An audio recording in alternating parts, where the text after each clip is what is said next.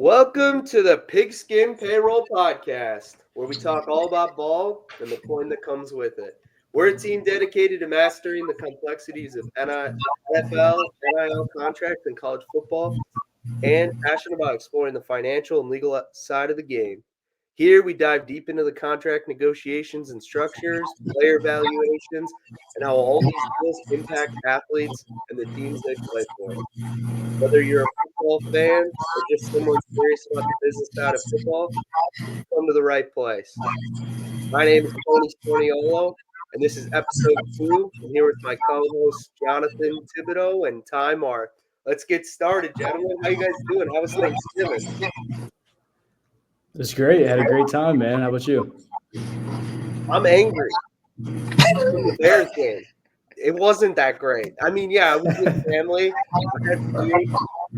I wasn't feeling well, as you can hear from my nasally, sinuses and everything. But I don't want to jump right in because I feel like I'm going to come in with a fury. But I just want to start it out by saying I've been a Bears fan since 2006 when, yes, when I was a kid, give me a break. Colts, Bears, were in that Super Bowl. And yes, it's good news. But I have never felt more anger in my life than I did on Thanksgiving with a thing of mashed potatoes and turkey in front of me, which I almost chucked at the freaking TV when I saw 32 seconds left on the clock, a timeout left, and no timeout is being called, or a ball being put down, or anything for that matter.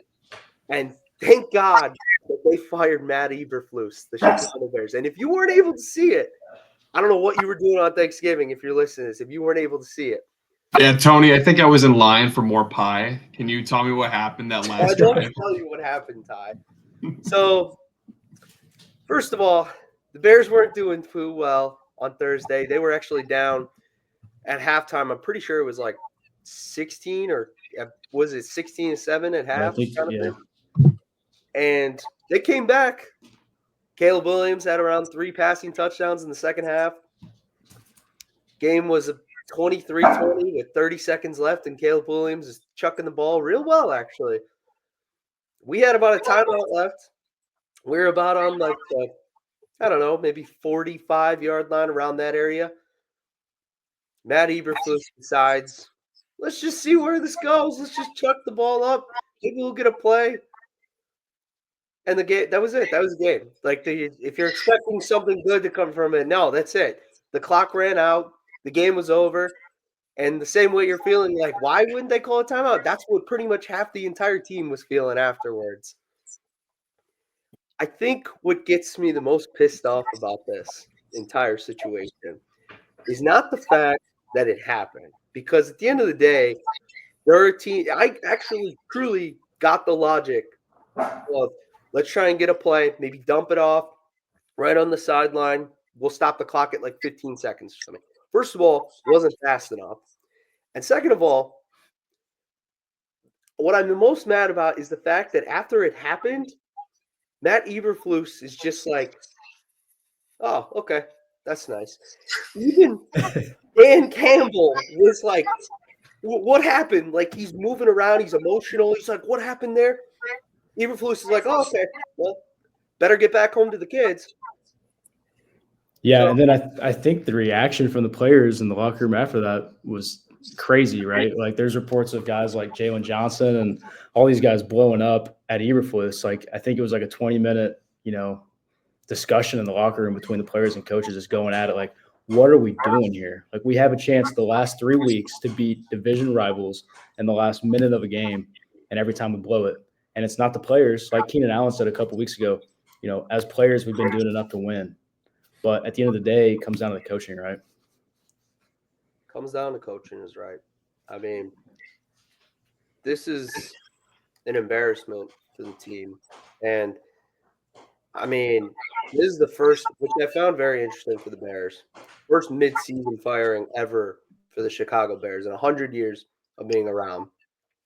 And that says a lot Like, they have a lot of patience with that because with the amount of teams that have had a lot of crappy seasons have done that, it really shows the character. But after the past 6 weeks, with what we saw with the Jaden Daniels Hail Mary, with what we saw against the Packers, I mean, even the Patriots game was just hard to watch. It was horrible to watch, honestly. They had to make a decision, and I was happy to hear actually that Ryan Poles was a big factor of actually pushing it forward to him getting fired, because it brings me faith to know that, I thought they were like, a complete package, but it kind of sounds like he's like, all right, this is enough. And it gives me faith in them. But I don't know if I can be a fan of this team anymore. I think my problem with polls at this point is why are we not doing this last offseason? What has he shown you in the last couple of years as the head coach to keep him for another year when you're drafting a rookie quarterback and you're just continuing to repeat this cycle like we did with Mitch Trubisky and Justin Fields? Like, this is what the Bears do. And like, this is a cycle that we needed to break. And we had the opportunity to just do it.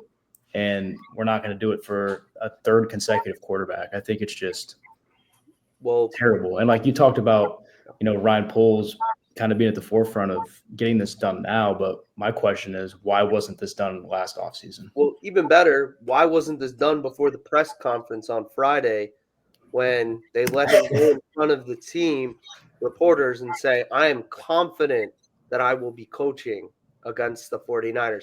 2 hours later, Ryan Poles is like, psych, no, you're not. Good life. Oh, and the only thing I will say I kind of like that it played out that way, but my Vikings are 10-2, fortunately, so I don't know the feeling. But I want to get you guys' opinion. Whether this is my biggest take. So eventually, I obviously did see the ending. I went on Twitter and saw what happened. I want to know, you guys, especially being diehard Bears fans over here, whether you are Caleb Williams or you are Peyton Manning, you call a timeout when there's only that much time left. You don't run the play, right? Like, what are your guys' thoughts on that? And I think even further, Ty, too, like he was changing the play too. Like he knew he had to get a play off, and then he's taking that extra time. He's changing the play, taking a shot. Like he's got to have that internal clock. He's got to know, hey, we got to get this done quicker. Like you said, got to call timeout, got to do something, spike the ball, do something different in that situation. And he's come out, and I think he's even talked about that. Like, hey, I made a mistake too. And I think that in that situation, I think that, yes, like there's an argument maybe Caleb Williams should have handled that different. But at the same time, isn't that the coach's responsibility? He's the one giving the plays. Is really Thomas Brown giving the play. But Eberflus in that situation should be like, hey, I need to call timeout here. He's the one at the end of the day managing the game. So it's really on him. I agree. Should Caleb Williams done something? Absolutely. But I think the blame's really on Eberflus, especially when Caleb Williams has led these drives. They started at the 1 yard line in that drive. And then if you look at, the last 3 games against division games, he's led these comebacks, and then we just can't put it together last second when it's time to really score. But I mean, he's been leading the drives. He's looked good on 4th down, and I feel like there's a lot to be excited about him. So yeah. And play devil's advocate with this. Would you guys have much happier had somehow that pass to Rome been complete and a touchdown, and Eberflus obviously does not get fired, versus the way it looks absolutely terrible? Like I feel for you guys. I don't know how it could get any worse. How each week you guys keep coming up with different ways on how to lose a football game. I think you're going to run out of ideas here, but at least hopefully. But so, in the end, do you think it was a just outcome that, hey, at least we get to finally move on from your coach? In the wise words of a Matt Eberflus himself, I like what the Bears did there. To me, I think they handled it the right way. To be honest with you, in hindsight's 2020. I said that many times last episode, but my God, watching it as a Bears fan, like, I wouldn't have wanted it to lose that way, but I think that given the history of the Bears that they didn't fire any coaches midseason, this might have been the only thing that would have prevented us from having to deal with another literally gut-wrenching loss. Like, it's not like that these teams were blowing us out. Like, I will be like you mentioned Caleb Williams before, and I even put in my notes and everything. Like usually the QB is our biggest thing that we're just punching the air and saying, "Holy crap, this is just horrendous." And I'll be completely honest, I was a whole Justin Fields homer. Like when they got rid of him, I was like, the Bears are stupid. Like Caleb Williams paints his nails and like stuff like that, and like this is ridiculous. Like, and I thought he was cocky, like with the whole. I heard the whole thing about like him having his money paid to his LLC. I was like, who's this guy think he is? He wants ownership. But I will be completely real. The fact that he has been awesome the past couple of games. And yes, at the end of the day, like you want to consider yourself a generational quarterback and you want to consider yourself like a guy that's going to be on a Tom Brady level in the future, you got to be more situationally aware. But he is a rookie and like he's had moments and he's had to grow from it.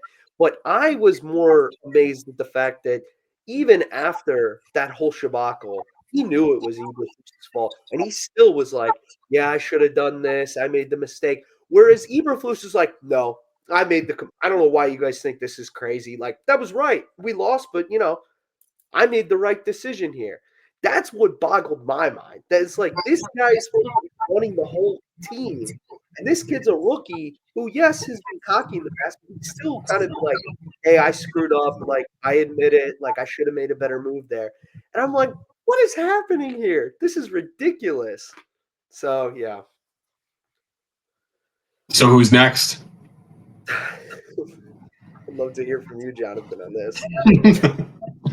I'll be honest. I don't know if you guys listened to Thomas Brown's introductory, I guess you could call it, press conference today.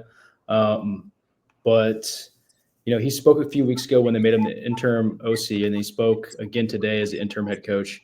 And I feel like this guy just has like this it to him, like this it factor. Like it just feels different than any other coach I've heard talk. Like he's not like Eberflus or Nagy or John Fox or, God forbid, Mark Trestman or any of these other coaches. Like the way he talks, you can just tell like he is a leader of men, and like people, you can just tell these players respond to him. And I think it's evident the last 3 weeks and how this offense has looked. But I truly feel like he could be a candidate if the Bears finish out pretty strong. But I mean, there's a couple other guys like Ben Johnson.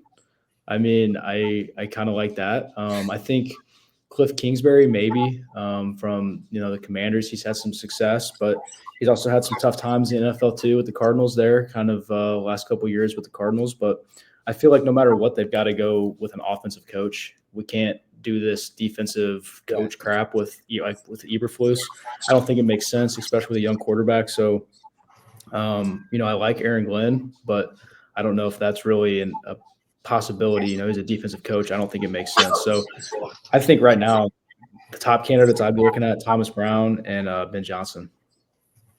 What do you guys think? My question for you guys is, and I'm all looking from the outside in, I'm all in for Thomas Brown. My question is for you guys, how many games does he have to win the rest of the season to be like really, if any at all, to be in real consideration for the next official head coach of the Chicago Bears? Good question.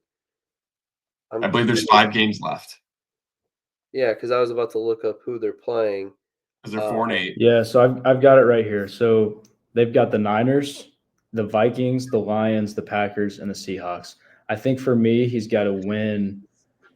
He's got 5 games. He's got to win. I don't know. I mean, I don't know if wins and losses. I don't know if wins and losses is the best way to go about it. I think it's how much better do they look as a team? That might be the better way to look at it. But you've got to be. I mean, we're competitive in those last 3 divisional games. I think you have to be able to win some of these. And I think if you can be in a close game in all 5 of these and get some of those wins in the late, like fourth quarters, I think that to me would be a huge part of whether or not he could be the next head coach. I think that's what would do it for me. Yeah, I think those divisional games matter more. I think just showing that Matt Eberflus was just horrendous against like the Packers, and like what is it? We're gonna play them at the end of the season. That could be another key game just to show like, are we still scared of them? I mean, we almost beat them, obviously. And then playing the Vikings, we always play the division games good. We just always slip up at the end, just like this Lions. And like, I feel like, the Lions are the big bad Lions now, but we still play them pretty well. And I think those matter more. Like, heck, the 49ers are going down a little bit, so maybe you sneak in a win there. And you got the Seahawks who just lost, I think, this weekend. They did, right? Seahawks, I'm pretty sure. I think they did. And you could probably throw in a win there. But yeah, if he beats the Packers, you guys would probably build a statue for him outside the stadium. the way things feel right now, I'm sure. I don't know. I feel like as far as coaching candidates, I agree with you, Jonathan. I think that people get confused with the fact that Chicago's hard nosed, tough, and everything. So like all about defense, which is true, but people forget that our best coach was an offensive Mike Ditka. If you want to go all the way back there, was an offensive minded guy. And then Lovie Smith was a defensive guy, but he let whoever was running the show do well, and we just went all in on defense and special teams, and we just did whatever we needed to. But you just get back to that. We have a good quarterback now, and I'm okay to admit that. Right, and I think I would add to that, Tony. If you do go after Cliff Kingsbury, Ben Johnson, or maybe you keep Thomas Brown in that role, I do think it's going to be really important to go out and get a big ticket defensive coordinator. Yeah. Maybe Vic Fangio would want to come back. I would love that. That's my guy. That was a good time. When we had him back in 2018, defense was incredible. He's doing incredible things for the Eagles right now. That's a guy I would love to have come back. But you've got to go out and get a big defensive coordinator that's going to make sure that defensive side of the ball is doing their thing. Well, if you guys could pick one from the list that we have, who would it be? Today, if you had to pick today. I personally would pick Cliff. See, I'd pick Ben Johnson. Yeah, I think I'm with you, Tony. I think Ben Johnson, but I think Thomas Brown's growing on me. Mm-hmm. I do like Cliff though. I mean, I think they work together at USC, him and Caleb. So I wouldn't be against that. He's doing great things with Jaden Daniels, over there in Washington. So similar players, Jonathan. Right. Hey, Daniels, same thing. Not the same QB. We know that from last week. The only reason I say Cliff is obviously, Jonathan, you were just mentioning it. Obviously has a history with Caleb already. And my second biggest thing is he has head coaching experience. True. So it obviously didn't work out, but you do the whole thing he'll do it better the next time. But the Cliff hire, I don't think it'd be a better hire, at least from Caleb's perspective. Because correct me if I'm wrong, was that Caleb's OC when he won his Heisman at USC? I don't think so. No. So I think Cliff was he was the OC this past year, but I don't believe he was 2 years ago when Caleb won the Heisman, I believe. Oh, so you mean Caleb's last year at USC? So his very last year at USC, that he was the OC. Okay. But I mean, either way, I think that familiarity is big. But I mean, I think too, you would ask Caleb at the end of the season, hey, you've spent this whole year with Thomas Brown. You spent last year with Cliff Kingsbury. Mm-hmm. What's better for you? Who do you like better? Let's talk about it. If I'm Ryan Poles, I'm going to have that conversation. This is my franchise quarterback. We're going to talk about those two coaches, I think. Yeah. I don't think you could go wrong with either. I mean, the list we made, we should just send it right over. Here's another name. While we're on this topic, what about Kyle Shanahan? The 49ers, man, they're not doing great this season. Does Kyle Shanahan have a job after this year? They've been so close every year, right? They've been in the championship, NFC championship four times. They've made it to the Super Bowl twice, lose both times. This year, record's not great. They just got their butts kicked by Buffalo. Is he going to be – have they had enough? Is he still going to be there? I mean, maybe he's an option too. I think that you just chalk it up to injuries for the 49ers right now. Yeah. I feel like that's what they just do, and they'd be okay. But do you think – I don't know. I could see them just deciding to move on at this point. I wouldn't be surprised. I mean, the Bears did it when Lovie Smith took them to the Super Bowl, and then he went, 8-9 8-6 or 10-6 or something where when they the fired thing- him. That's because So who knows, man? I don't know. Who knows? there's a difference between the 49ers and the Bears. I'll tell you that. This isn't the 80s. John Lynch The and difference is good. Shanahan are boys. All right. Yeah, true. I mean, I didn't even mention what about because I mentioned Vrabel for last week for the Giants. Would Vrabel be a good pick or Belichick? Those two. What do you guys think? I think he'd be, because that's obviously a defensive guy, but True. Both of them. I think he would be a great hire for Chicago. Vrabel or Belichick? Vrabel. Vrabel. Yeah, I Yeah. think it'd be cool, but I don't know. I do think that they need to go in more of an offensive minded. They have to. They have to. Yep, I agree.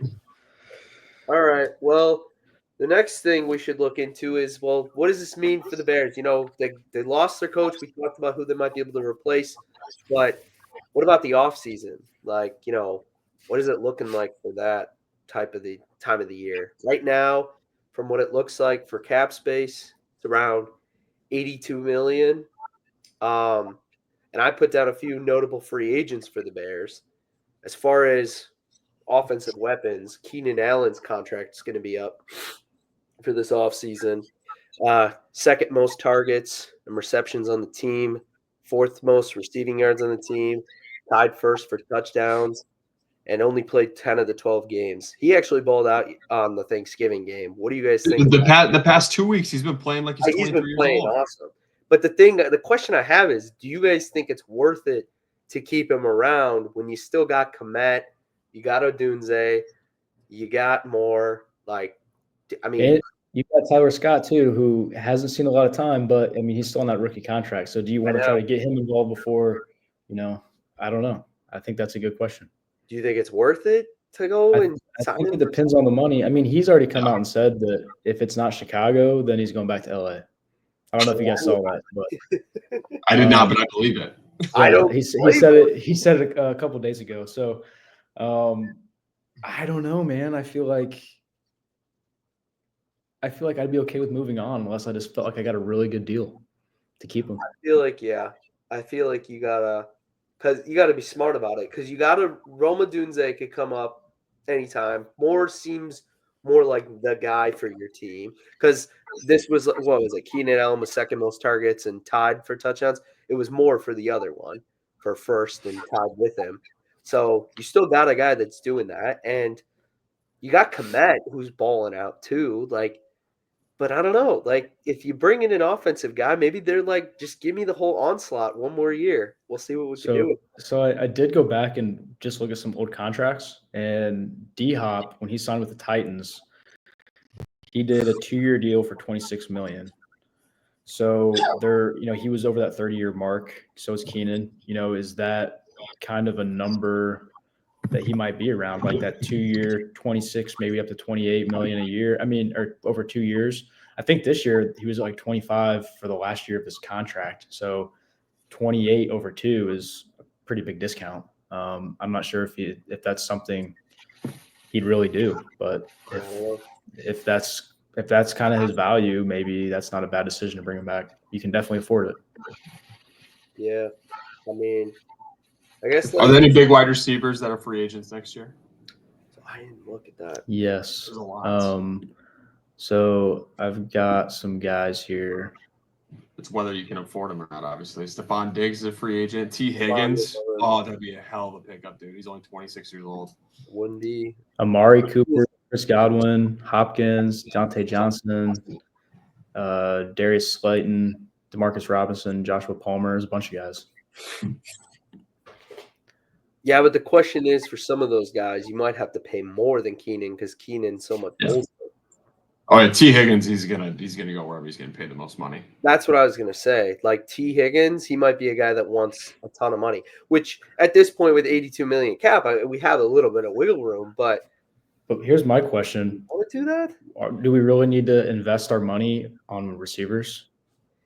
I don't think so. No, that's what I'm saying. I think the money needs to go to the offense and defensive lines. Oh yeah, I'm gonna give you my number one target, the guy that I want them to sign. And I'm going to tell you how much I think it's going to cost. Trey Smith, the guard for Kansas City Chiefs. He is one of the top guards in the NFL right now. He's going to be the top offensive lineman, probably him and Ronnie Stanley. And I think he's probably going to be at that 5-year, $101 million mark. I think that's where he's going to be at. I think we can definitely afford him, though. But that's a guy I would like to see. Another guy I'd like to see is Ryan Kelly, center for the Colts. He'd be a little cheaper. He's in his 30s now, but I'd be interested in bringing in someone like that. Yeah. So we do have a couple of notable, like based off of, you were saying the line, we have some linemen that are going to be up on free agency this year. Evan Jenkins, which I feel like he's either hurt or he's just falling out. Matt Pryor at right tackle, Tevin Jenkins at guard, and then Coleman Shelton at center. I looked it up. The O-line let up like 49 sacks this year, but they're ranked through PFF as the number 11 offensive line. So the past couple of games, they've been playing pretty well.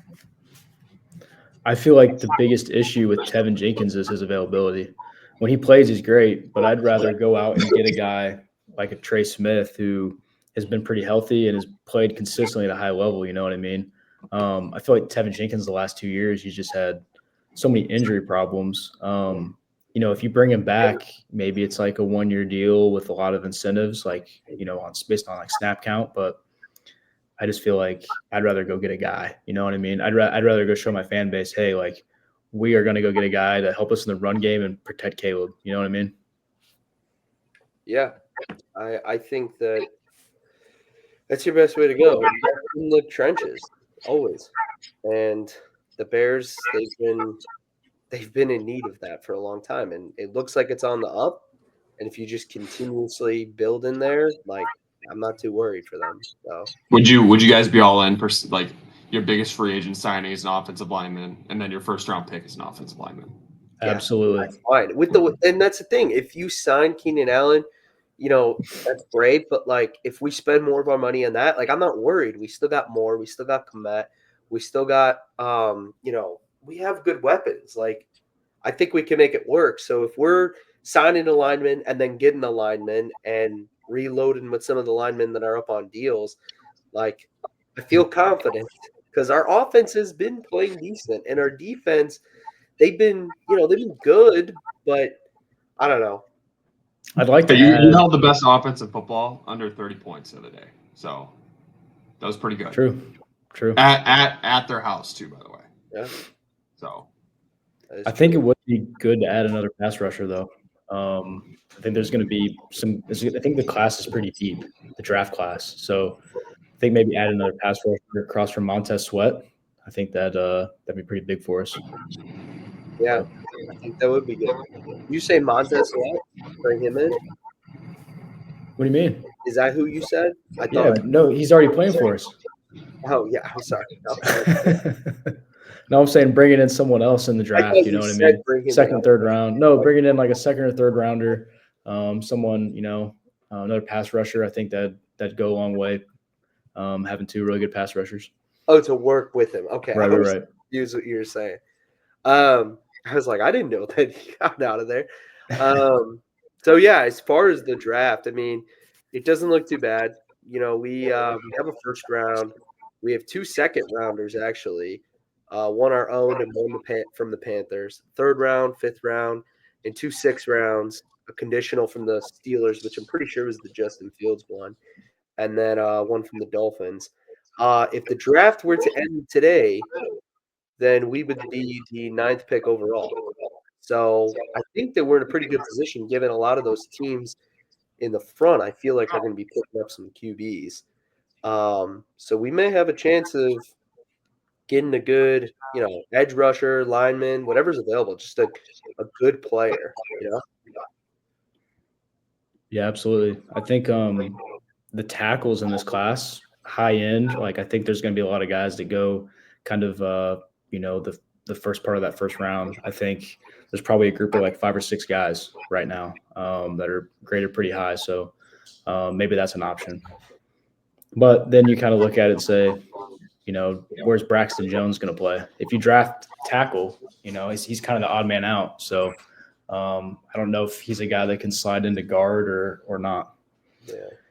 But Well, all in all, maybe I'll still be a Bears fan after the season's over. I'm contemplating it, and I really this symbol has caused me too much pain with the double doink, with the Hail Mary, and now the Thanksgiving screw job. And I don't know how much longer I can take. So we'll Find see. out on next week's episode. Well, yeah, exactly. I was going to say, I'm going to keep you all updated as to maybe I go into free agency this offseason because there are a few good teams that I've been keeping my eye out for because it is hard to stay loyal to this. But that's all I had to say about that. Well, Tony, obviously the Bears firing is probably, if not the biggest news in the NFL. Moving on to college, we get high schoolers that are worth $10 million all of a sudden. Yeah, I guess so. I know that I know what you're referring to. Oh boy. I totally understand why the house settlement is coming out the way that it is because if you haven't heard, Bryce Underwood is worth a ton of money, and it seems like billionaires are willing to throw money at him right now. If you don't know who Bryce Underwood is, and I didn't know who he was until I heard about this story. Bryce Underwood's a 5-star QB committed to Louisiana State, LSU originally, and now he recently changed his commitment to the University of Michigan. He's originally from Belleville, Michigan, currently sat at the number 14 spot on ESPN's team rankings for the 2025 cycle. And a lot of things happened for him to make this decision. So let me just paint you the story with what happened. First of all, there's a guy by the name of Connor Stallions, if you haven't heard of him. He's the guy that supposedly, I don't know, there's a documentary on Netflix and everything, stole signs for the 2023 Michigan championship team. And it just so happened that this offseason, Connor Stallions joined the high school team for Bryce Underwood's team on the coaching staff right before the playoffs begin. At this point, he was committed to LSU. Was he involved? Who knows? Maybe he had a conversation here and there. And then on top of this, Tom Brady FaceTimed him. And then you get this whole situation with Dave Portnoy from Barstool Sports speaking about how he's such a big Michigan fan, he'll throw whatever money he can. And all of a sudden, you got Larry Ellenson, who, if you don't know, is the second richest man in the world. His wife calling up Dave Portnoy and saying, hey, whatever it costs, let's buy Bryce Underwood. Now, remember, there's no such thing as pay for play. If for anyone that's wondering that, because pay for play is just not a thing that happens in college sports today. Nobody pays directly. You have to go through the collective. I'm going to donate charitable funds to a profit as a form of humanitarianism that is used to form an NIL deal so that the collective says you can blink twice and get $12 million. That's your NIL deal. And just for reference, John Ellenson, the husband of Jolene Ellenson, who's the one that called up Dave Portnoy, his net worth is $240 billion, not million, not thousand, $1 billion. Is that good? Oh, it's a good amount of money. It's a good amount of money. As far as the monies of this whole deal, Underwood was offered $1.5 million per year to play for LSU. But Michigan's offer was rumored to have been $10 million for 4 years, $2.5 million annually, and some reports have been even saying it's $12 million. The Champions Circle Collective, which is the Michigan collective, their official one, they made the deal, and they even credited Dave Portnoy and John Ellenson in the deal. My first thought, this sounds like it came out of an Ocean's fucking 11 movie. Like, you got Tom Brady involved. You got Connor Stallions in the side profile, like on the coaching staff, getting in his ear.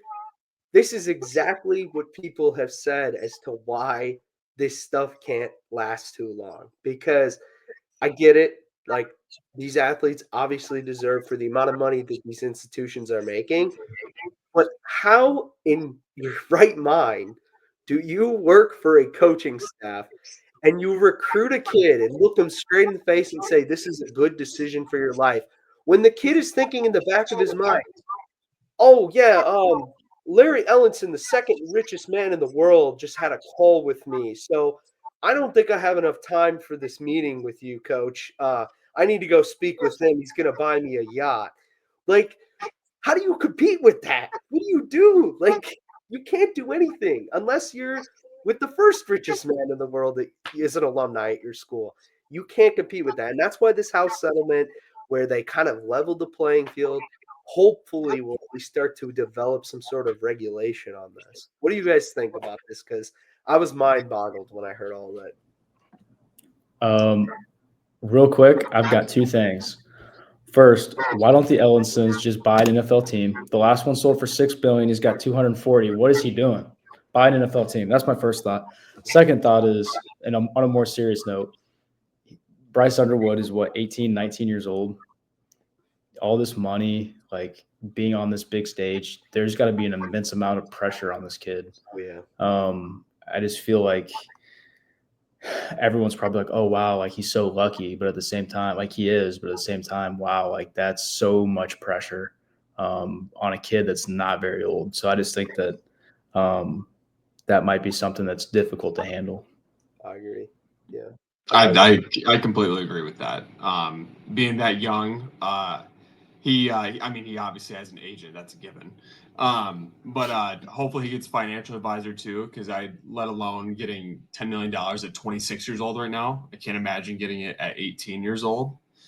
Tony, to your credit, like going back, that's exactly where the house settlement needs to happen. Like you look at other schools, like obviously like the University of Iowa is not going to give anybody $1 million a year.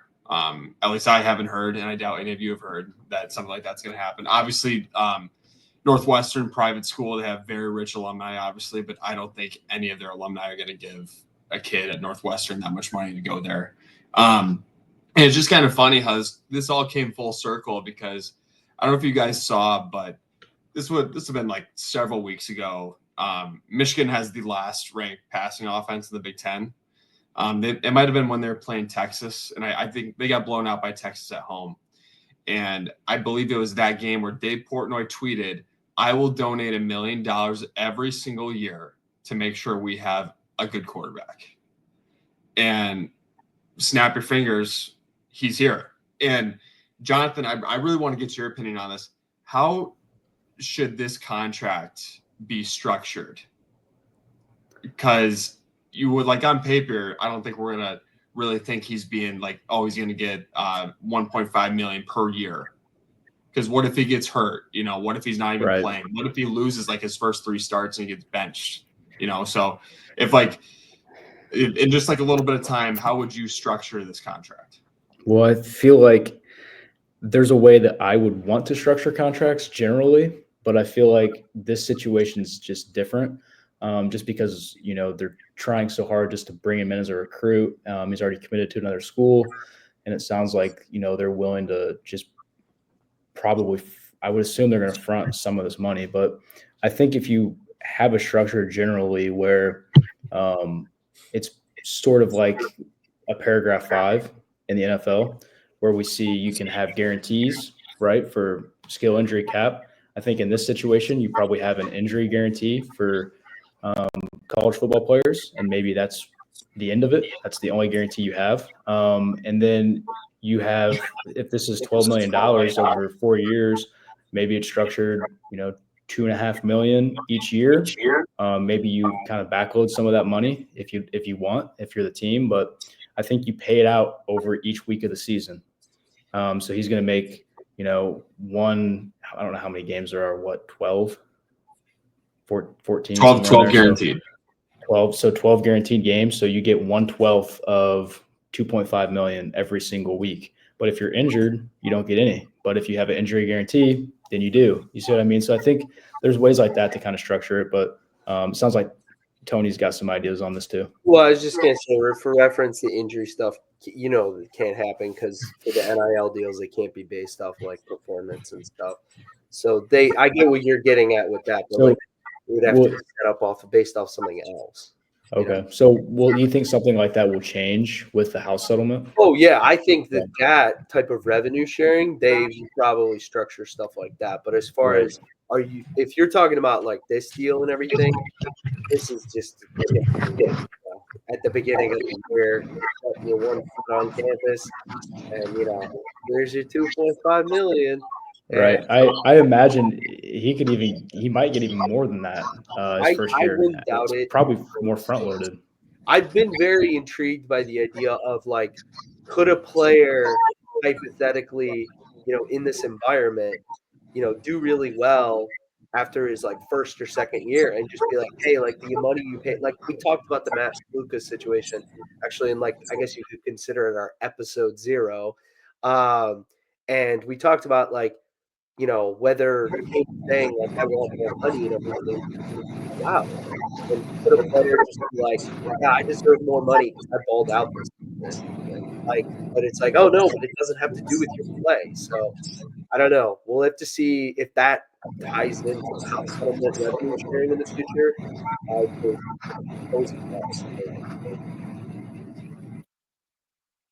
So I think that we can move on to our next topic. Everything okay? I think I'm having some problems hearing you now. I don't know if I'm getting some feedback through Ty's speakers too, but it might be helpful if we kind of mute ourselves when we're not talking, because I can kind of barely hear you on that last part there. See, we're already on episode 2 and we're already having technical difficulties. Right. I don't know if we're going to have that issue when we post this or not. Hopefully not. No, I sure will have problems in the future too. But I was going to hand it off to you, Johnathan, because I know you wanted to start doing your contract corner segment every week before we get into our other segments. So feel free to tell us about a contract that you found interesting this week.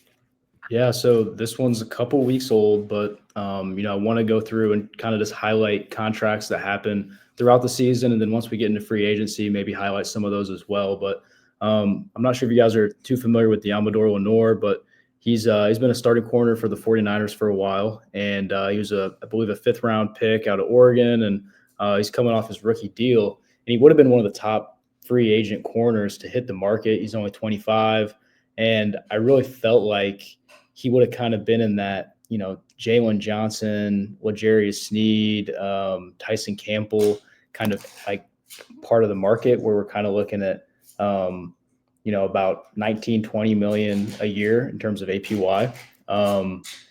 And he just signed a 5-year deal for $92 million. So on paper, it looks pretty strong, but if you really start to dive into it and kind of look at some important factors like guarantees, I think the Niners got a really good deal here. So just for reference, he got 17.5% of the entire deal fully guaranteed, and fully guaranteed, and then 48% in total guarantees, including injuries on the contract, which doesn't sound bad until you look at some of those other guys in that similar area. So Jalen Johnson, like I mentioned, Tyson Campbell, AJ Terrell, Jerry Sneed, they're all in that $19 to $20 million APY range. And instead of 17 fully guaranteed at signing, they're in the 50% fully guaranteed at signing. And instead of 48% of the contract total guaranteed, they're between 70 and 80%. So they've got much stronger deals with much higher guarantees. 2-year cash flows are much stronger on those guys' deals as well. And I really felt like there was no incentive for Deommodore Lenoir to do a deal so early. I felt like he really could have waited and been one of the top corners on the market and really cashed in there. On paper, it looks great, 5 years, 92, but when you really look at the financials, it's not that strong of a deal. They can get out of it after the 2025 season. So kind of an interesting deal we saw here these last couple of weeks.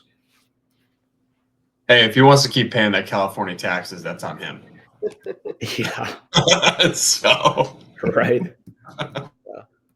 That's interesting. You said he was a 5th rounder, right? I believe he was a fifth or sixth rounder. Yeah, a few years ago. But he's coming off his rookie deal, and man, I just felt like he really had a good season. Yeah. I believe last year, and then this year he's been playing well, and they decided to extend him early, and I just could not believe really the lack of guarantees in the deal. And they've kind of structured it with some options, and they really have the team really has the flexibility to kind of get out of it early. So yeah, we'll see how it works. I mean, this deal to me looks like he's really betting on himself. You know what I mean? And hoping he can earn all that money. So we'll see if he does. Well, John Lynch is a hardball negotiator at San Francisco, so it doesn't surprise me. Yeah. All right. Well, thank you for that, Johnathan. Kyle, you want to take us on the NFL overperformer, underperformer of the week? Just kind of lead that. Absolutely. So you guys obviously have some pretty good players picked out here. It seems like every single week we got a player that's playing way above his pay grade, and then it feels like even more players that are playing way below their pay grade. So Tony, starting off down south, who do you got for us? Yeah, man. So last week I went underperformer. I was a little negative on Deshaun Watson, but I figured that I would kind of flip the script, be a little bit more positive, and actually go with the guy that he replaced, who's now down in Tampa Bay, Baker Mayfield, Buccaneers. He has been an overperformer on his new contract, that extension that he got.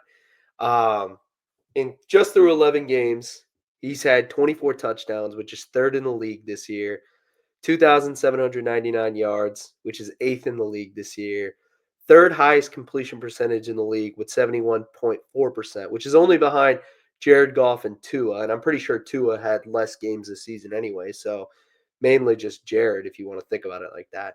But the crazy thing is his contract. I mean, he's 18th in average per year on the deal, like the amount of money, with $33,333,000, that $333 year for 3 years, which is an APY behind Dak Prescott, Trevor Lawrence, who's in the same state and kind of got knocked out pretty hard yesterday, but hasn't been doing well before that.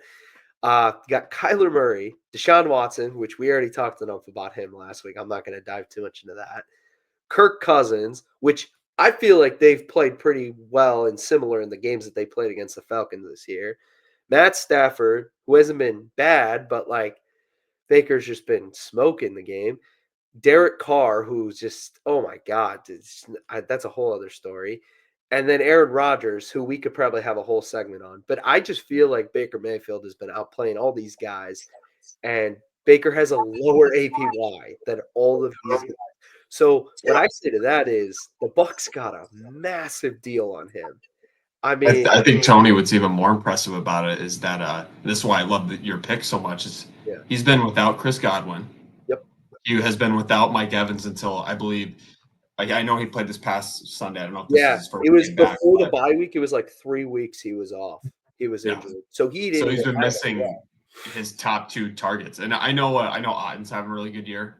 As well as tight end for him, but his top 2 targets are Chris Godwin. And Mike Evans. And he's still been balling out. And imagine when Chris Godwin comes back next year, and he's even like with Evans, he's just going nuts and still trying to get him to that 1,000-yard season. And yeah, he's had help in the run game with Bucky Irving and Rashad White, but and Tristan Wirfs just came back yesterday. But I don't know. I was gonna mention that, as I was talking about my Bears fandom, one team that I'm starting to lean towards is the Tampa Bay Buccaneers. That has nothing that has nothing to do with the fact you want to practice law in Florida. Oh, that's right. That's right. It might have to do with the fact that I want to practice law in Florida, ladies and gentlemen. But I figured, Tampa Tony. Let's go Baker. Let's go Baker. Go Buccaneers. So highlights to come in the future, but this patch might be taken off. This Bears one I'm pointing to if you're just listening in. So I'll give you updates in the future. But Johnathan, why don't you tell us about your overperformer, underperformer of the week? Well, Tony, I love that you had the Buccaneers shirt. I wore Tennessee Titan blue for this episode because I'm going to Tennessee for my overperformer this week. He's a guy who has gotten a lot more action since DeAndre Hopkins was traded. It's Nick Westbrook-Akine. He played football at IU. Through 12 games this season, He's got 20 catches, 365 yards, and 8 touchdowns. And then this week, they did get blown out against the Commanders, but he was really one of the lone bright spots. 3 catches, 61 yards, and 2 touchdowns in that game. And like I said, he really started the season as wide receiver 4 this year for the Titans. He was behind D-Hop. They go out and they sign Calvin Ridley, Tyler Boyd. And I think he's really going to continue to see targets the rest of this season. He had actually 0 targets over the first 4 games of the season, and he's had 22 targets over these past 4 games. So his workload is really starting to pick up. I think he's definitely got an opportunity to potentially get a long-term contract, maybe with the Titans after this year or somewhere else as a free agent. He's currently on a 1-year deal for $2,167,000 signing bonus. So definitely an underrated receiver who's going to be hitting the free agent market. Well, it sounds like once they got rid of Hopkins, this guy was starting to flourish. So absolutely. No, those are 2 really good picks. Let's see here. Now we're moving on to NFL Thanksgiving. We're all going to dive a little bit into what we're thankful for, NFL-wise anyway. For me, I'm a Minnesota Vikings fan, obviously. I am thankful for the humane society that is the Minnesota Vikings. We enjoy picking up failed New York quarterbacks, our second of the season now. We picked up Daniel Jones after he got waived from the Giants. His last day with the Giants, I know you guys are obviously aware, but he was a scout team safety for the Giants at practice. Then got waived the next day. So we picked him up, and obviously we picked up Sam Darnold in the offseason. Talk about a guy, he's obviously playing way up above, his pay grade and where he's at his career right now. So it's excited to see that, a guy like Sam Darnold, obviously, and who knows what will happen to Daniel Jones, but you can catch fire if you are surrounded by a good team, good coaches, good ownership. We were just talking about Baker Mayfield. Like, his career was rejuvenated when he went to Tampa. And at least for the time being, it looks like Sam Darnold's going to be playing out the same way. So, Tony, feel free to bounce off of that. Yeah, no, Thanksgiving is a time of, appreciation, being around family. And I'm sure Sam Darnold right now is seeing McConnell as like the greatest family member he could be at Thanksgiving dinner with, and asking for some more mashed potatoes and more touchdowns, because this season for him, he is thankful for being on the Vikings and for taking a chance on him. They thought J.J. McCarthy would be the fun QB to watch this year, but nobody thought Sam Darnold was going to come. I mean, we all thought, I'm sure you did, Ty, as a fan, just thought, oh, okay, well, we'll just wait and see how all the pieces work, and like we'll see how it plays out, like whatever. I said when JJ got hurt, I said, let's just enjoy going 9-8 and we'll wait till next year. Exactly. So, and here we are today, and now they're 10-2. And it was a slim game against the Cardinals this weekend. But honestly, Darnold's playing great. And through 11 games, he's 9th in the league this year with 2,717 yards. Already 3rd best so far in his entire career for a season, which this is all compared to all of the games he's played in past seasons. 5th in the league this year with 21 touchdowns, which is the most touchdowns he's had in an entire career for a season, just in 11 games. Better completion percentage with 67.6% any other year of his career. Best QB rating and QBR of any of the seasons played. And most average yards per pass at 8.3 for any season of his career. And my question is, holy cannoli, what do the Vikings do in free agency this offseason? Because people, and I know you had questions, Ty. You were like, oh, I don't know about J.J. McCarthy. You got Sam Darnold now. Do you go with Sam Darnold, or you just? Well, that's an excellent question, Tony. And, Johnathan, you're obviously Mr. Salary Crap, so you'll have the answer.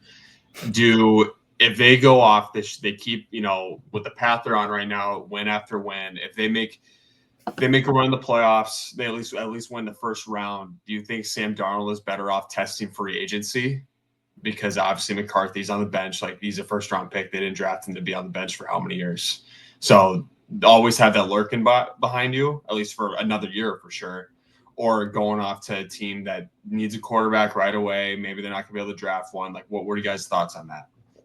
Yeah, I mean, I think if I'm the Vikings, I'm going to try to bring back Daniel Jones because I think it's going to be a much cheaper option. So JJ be the starter, Daniel Jones is the backup if you can get him pretty cheap. But,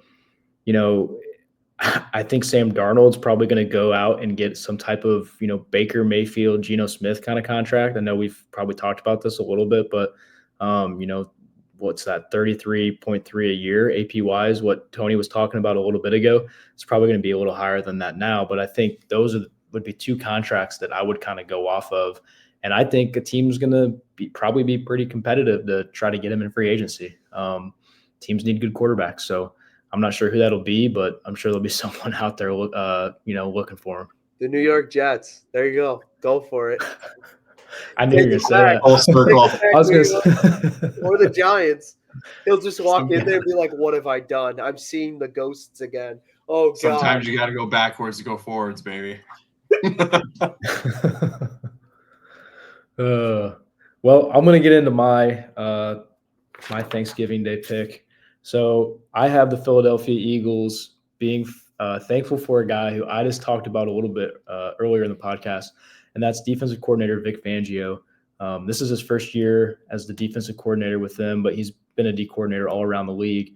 And, everyone's talking about this offense that the Eagles have and Barkley and having this MVP season. And no doubt he is. But I think the Eagles should really be thankful for how well their defense has played this year. And I think a big part of that's Vic Fangio. They're 10-2 right now. They have the number 1 overall ranked defense, number 3 passing defense, number 3 third down defense, number 5 in red zone defense, number 6 in scoring defense, number 7 in rushing defense. The list goes on. They're top 10 in almost every category, right? And then another story that I saw this past week that I thought was really awesome and kind of speaks to Vic Fangio and his ability to kind of identify talent. Zach Bond. I'm not sure if you guys are too familiar with him. I really wasn't too familiar with him either, but he was a former linebacker for the Saints. He was off his rookie contract, didn't play much there. And the GM, Howie Roseman, was interested in bringing him in as a backup edge rusher, special teams player. And Vic Fangio watched the film before they signed him, and they're like, nah, he's an inside linebacker. And he ended up coming in and starting. He signed for 1 year, $1.6 million this year. He has started, and he's leading the team in tackles. He's, I believe, 2nd or 3rd in the NFL in tackles right now. Has 118 tackles, 2.5 sacks, 6 TFLs, interception, 4 forced fumbles. Like, he's just going off. He's having a spectacular year this year. He's been a full-time starter. And I think that just kind of shows, Vic's ability to, not only put out a great defense, but find guys like this that other teams aren't really valuing, sign him to such a small contract, and then turn him into a baller. No, absolutely. That's a good one. They've definitely been getting some more attention as of late, especially with I'm such a homer, Cooper DeJean. His tackle against Derrick Henry yesterday. I don't remember a time that we've seen somebody hit Derrick like that. Granted, like, you guys watch a lot of football like me. Like, Derrick didn't get a running start. Like, he had just caught a pass, but it was still a beautiful form tackle on, a 6'5", 250-pound running back. So talk about, like, the Zach Bond guy, Cooper DeJean. Like, clearly the Eagles organization is finding, I don't want to call Cooper a hidden gem because he was supposed to be a first-round pick, but for some reason he fell in the 2nd round, and he's arguably the steal of the NFL draft so far. So, yeah, no, Eagles, definitely watch out for them. I hate to say it, but they're so much fun to watch with the addition of Saquon. It seemed like their defense has always been solid, especially since they won that Super Bowl a while back. But, yeah, that team, whether maybe the defense is having, not the greatest game, the offense picks it up. If it's the offense not having a great game, the defense picks it up. So, me as a Vikings fan, I would definitely not want to play the Eagles right now. Yeah. I can't believe I would even think this right off the bat, but it's like I want to say that the Eagles are a quote-unquote dark horse, but I think that's ridiculous because I think they've been playing really good football, and Saquon's been going crazy. And Vic Fangio, God, as a Bears fan, like we talked about earlier, I miss him. Like, he's just a defensive guru, and he knows what he's doing. But, like, I feel like the rest of the league, they're not talking about it. I'm like, yeah, we're talking about the usual Ravens, the Bills, but that was a statement win against the Ravens yesterday. And I think that people got to watch out for the Eagles in the NFC. Like, honestly, because we talked about, and we'll get into the picks in a sec with Ty. I want to hear his, but you talked about the Lions last week as your pick. But if the Lions match up against those Eagles, it could be dangerous for them. And I just honestly, anyone in the NFC, like they might not get the number 1 seed, but they're going to be a tough team to beat. So, yeah. And speaking of that, last week, Johnathan and I spoke about our college football playoff pick and our Super Bowl pick. Ty, we'd love to hear yours for the year. I'll start off my Super Bowl one. I'm still a little conflicted on my college football one, but for my Super Bowl one, Snow Angels, baby. I got the Buffalo Bills. All right. They've just been, seems like they're taking care of teams left and right. I mean, they were literally playing backyard football yesterday with that Josh Allen play. I believe it was Amari Cooper.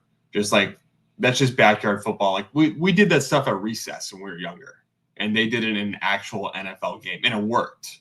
That was the craziest thing about it. And talk about like, we've already talked about a little bit before the show, but America needs a Buffalo Bills versus Detroit Lions Super Bowl. Like whoever wins that game, you can't go wrong. Like you'll be happy unless you're a freaking Chiefs fan. But no, I think that'd be a great game. Josh Allen, arguably the front runner for the MVP. He's having the year of his life, and they generally look like they're having fun out there. Like it's a great team. How could you not want to root for them? Like the city of Buffalo, those diehard fans deserve a Super Bowl, and the same for Detroit. Like I can see the montage right now of like if they're playing in the Super Bowl, they're gonna go all the way back to 2008 when they went 0-16 and to where they're at now. So, but if I had to pick today, I think it'd be the Buffalo Bills are my Super Bowl winners. College football playoff. Before I say my pick, would you guys agree with me that this might be the best season of college football ever so far? I talked about it last week, and I said I've never been as more invested in college football as I have this season. Yeah, there's been so many games where teams are losing that you're just like, how is this team losing this game right now? And there's games coming down to the wire like Georgia Tech this past weekend. It's like, what is going on? So yeah, I mean, it's been an insane year of college football. And we didn't put it on the outline today, but I feel like we got to talk about it. How do you guys feel about the flag planting and all the scuffles that happened on Saturday? I think it was, first of all, I'm all for aggressiveness in football. Like I love seeing that. I thoroughly, even the Nebraska not shaking the hands of the Iowa players, I was like, screw them. But like this is, to me, it's like it's a battle. But like specifically the Ohio State Michigan one, that was too far. Like, I mean, not the planting the flag. I actually think that that's fun. Like, that's just your rivalry game. You don't want them to do it? Let them go back to the locker room crying instead of having to plant the flag. But, like, the pepper spray and all that stuff, we could talk about that later. But, my God, that was crazy to witness. Did you guys see, I think it's Jay Higgins. He's one of the linebackers on Iowa. He went out for the handshake. I know Tony was just talking about this. Went out for the handshake and they wouldn't shake his hand. But after the game, he went straight to Matt Rule and went up and made him shake his hand. Did you guys see that? That was iconic. That was iconic. I don't know if you guys saw Jay's post-game interview, but on the first drive, he must have made a tackle on Nebraska's sideline. And Jay told Matt Rule, he goes, I think you guys made a bad choice not shaking our hands. And Matt Rule asked Jay Higgins, who are you? Yeah. Wow. Like this is the only, I believe Jay's the only linebacker in the country that has 100 tackles and I think more than 4 interceptions or something like that.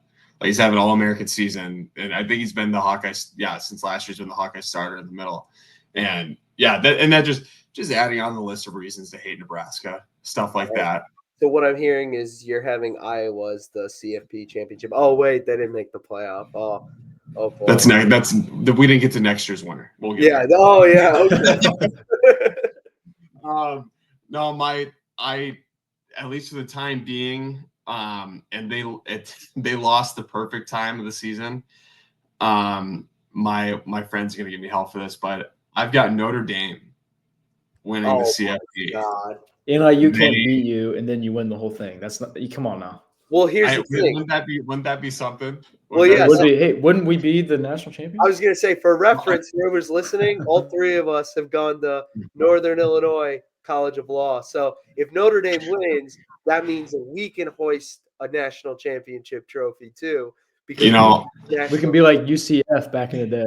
I'm not a math guy. That's why I'm trying to be a lawyer. But I think those numbers add up.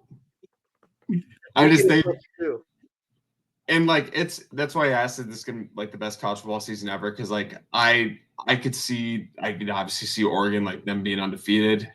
Texas, like the hype of Texas, I could see them blowing it the first round. I could see Notre Dame blowing it the first round. But I just think like the way the season has flowed anyway, like I mentioned, Notre Dame lost at the right time. Like obviously we don't forget that loss because we go to NIU, but it seems like people have forgotten about it and they've been playing their best football since. So, but who knows? I know you guys are excited as I am to watch that. Watch the playoff anyway. We still got conference championship weekend this coming weekend. So talking about details of next week's episode, like I guarantee we'll be talking about that. So can't wait to see what happens. Yeah. I got one quick question here for Tony before we get off. So your pick was Ohio State. Yeah. They lose to Michigan. God. Are you still feeling confident? It's a big rivalry game, man. Like it happens, but how are you feeling? So there's two scenarios here. There's either the scenario that Ohio State just plays with their hair on fire and just goes nuts because Ryan Day is playing for his job and they just go crazy at whoever they got to play, or that entire team is got too much pepper spray in their eyes and they just can't play for the next couple of games and they're just out right away. But I am not as confident anymore about that pick. I will stay true to it because I think the alternative is Ryan Day's got a chip on his shoulder now. But I don't think I'll change. I'll stick with it. But yeah, no, that's what I got to think about that, because I thought that was wild when they lost to Michigan. Because I mean, any other year when they're like competing for the championship, sure, but this was crazy. I mean, what the heck was that? Oh, well, sorry. One last thing, because we're talking about that game. Does Ryan Day lose his job? Well, he hasn't beaten Michigan in 4 years. I don't know. I mean, I think it's just crazy that. I mean, I understand it's the business, but he's lost 2 games this year. One was to Oregon. They're ranked number 1 in the country now. They've been good every year. They've been going to the playoffs, but since they haven't beat Michigan, it's like, hey, like you're done. And that's just crazy that it comes down to one game like that. You can win all of them, but if you don't win that game, that's enough. You know what I mean? To talk about firing you. So I think it's crazy that that's where we're at, but I could absolutely see it. Yeah, if they don't win the national championship, which I think is like the antidote for this disease that they just got, that is Michigan, I think that there's a possibility. I don't think it's certain, but I think there's definitely a chance. Like you just see it as like, if it's like a first game out, then yeah, there's a big chance. I look at it from the perspective, and you guys obviously saw the ending of that game. Like we talked about the scuffles. Did you see him just watching it? That was ridiculous. Yeah, saying they shouldn't have planted the flag. Like to me, that is the equivalent of what Matt Eberflus did when he said, like, "Oh, I knew what we did was right." That was when he said in the press conference saying they shouldn't have planted the flag if they want them to get mad. What are you like? This isn't preschool. Like you're not going to say like, "Oh, don't antagonize the children." Like you're trying to state that you're raising men on the college football field, and you're just like, well, they shouldn't have poked fun at them. Like, no, I'm sorry, I can't take that seriously. I look at his job status as the fact that rivalry is religion between Michigan and Ohio State. He's lost 4 straight, and I go back even further when Jim Harbaugh couldn't beat Ohio State. Those Ohio State teams were elite. They were not 6-5 when he lost to him. And it just seems like obviously Michigan had a down year, but the fact that they won a national championship last year and then they go 6-5 and they still beat you when you're openly spending $20 million on your roster, it doesn't look good. Maybe they need a better GM. Maybe they should hire our boy Johnathan here. But I don't know. We'll see. That's why it just adds on to the fact that this has been the best season of college football ever. So if I can close it out, I got a couple questions. So we're talking about his job security. Is he going to be fired? I want to hear your guys' opinions. So I'm going to give you a couple scenarios, and you tell me whether you think he's going to be fired. You can talk about your opinion, or whether you just think that's what Ohio State's going to do. Let's say he makes it to the national championship and he loses. Is that enough to keep his job? I think so. I think, and talk about Tony's point, he at least has to make the national championship. Yeah, I think if he makes it, now let's hypothetically say it's like an embarrassing blowout. That's a different story. But if he makes it, then I think that's a good enough, because then they're like, all right, he still can win in this. And then it's just like, let's just prepare for Michigan next year, and like whatever, it's a little blemish on his record. But like, yeah, if he makes it, I think that's good enough. Okay, I agree. What if he makes it to the last round, I guess like the semifinals, right before the championship, makes it, gets beat, maybe it's close. Is that enough? Doesn't make the championship, but he was close. He's not. He's all, and granted, like they finally expanded the playoff, but he's never won a semifinal game. I was just about to say that. Yeah. I don't know if it was that he's never won, or maybe he has or hasn't, but if he makes it, it's practically the equivalent as the 14 playoff last year, and that's just like, okay, Right. great. Like that's what they did the past couple of years and lost to Michigan too. I think like, anything below that, you could just be like, especially if it's a first round, they might just do it 10 seconds after the game's over. But if it's that semifinal, they might just be like, and it really depends on who and how much and like how the game's Right. played. Absolutely. Like, you got to remember, they haven't won anything the last 4 years. They haven't won a Big Ten championship since 2020. So I'm glad you've been beating up on these, Big Ten East teams. But what else have you done? Yeah, thanks, Ohio State, as an Iowa fan. It's always beating us up. Like, my God. But we'll see. These are excellent questions. But I'm because he's obviously one of the top paid coaches in the country. Yeah. But obviously winning football games is extremely difficult. But when you have the recruiting base that Ohio State does, all their culture, their history, their resources, and he hasn't won a playoff game, like not even one. I think it's time to move on. And other people might have different opinions, but it's religion up there. And there's Ohio State fans are openly saying that he should be gone. Yeah, I think that's another thing too. Like, I think that the fact that the fan base is turned against you, like, then it's not like you're going to be disappointing everybody. They're just going to kind of be like, we're Ohio State. We'll somehow get to the same place. It's not like, the whole, I mean, not that Nick Saban got fired, but just like him getting out of there, people immediately, when they heard Kalen DeBoer, they're just like, oh, no, he's not Nick Saban. He sucks. Like, and we haven't talked about Alabama, but like, I don't think they're the same team either. So like, I agree with that. But like, the thing is like, it's just not, I feel like people are kind of against like Ryan Day. They're just like, same old crap that we have to deal with. Like, let's just get off this and move the field if we have to. Born on third base, baby. You remember the Harbaugh quote? Yeah, exactly. He said he was born on third base and he thinks he hit a triple. Dog. All right. Well, do you guys know of anything you're thinking about for next week to talk about, or we'll just let it kind of come to us? We'll see. Nothing? Championships, dude. Oh, yeah, that's right. We'll probably be talking about the conference championships and the next NFL week. I know there's a good game on Thursday with the Lions-Packers game. That'll be a hell of a Thursday night primetime game on Amazon Prime. I don't sponsor them. I don't know why I said that. Hey, no free ads. Come on. That's right. Sorry. But if you want to, Amazon, we'd be happy to do it. But if you'd like to listen to this second episode, Feel free to follow also our Instagram at Pigskin Payroll, on X at Pigskin Payroll, or YouTube, Spotify, on Apple Podcasts at the Pigskin Payroll Podcast. And our website is www.pigskinpayroll.com. All right, guys. Thanks for listening. We'll see you next week.